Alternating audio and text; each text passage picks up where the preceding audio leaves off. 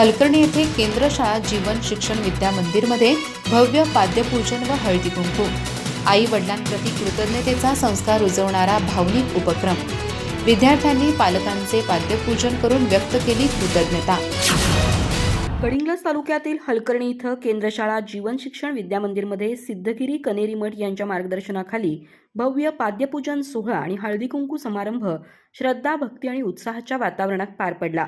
भारतीय संस्कृतीतील परंपरा, मूल्य आणि संस्कार जपण्याच्या उद्देशानं आयोजित या कार्यक्रमाला महिला, पालक आणि ग्रामस्थांचा उत्स्फूर्त प्रतिसाद लाभला।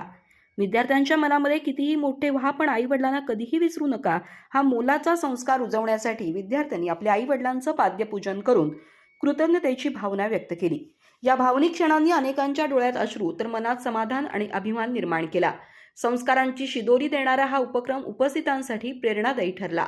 कार्यक्रमाला प्रमुख पाहुणे म्हणून हलकर्णी भाग हायस्कूल आणि ज्युनियर कॉलेजचे प्राचार्य एस पाटील उपस्थित होते।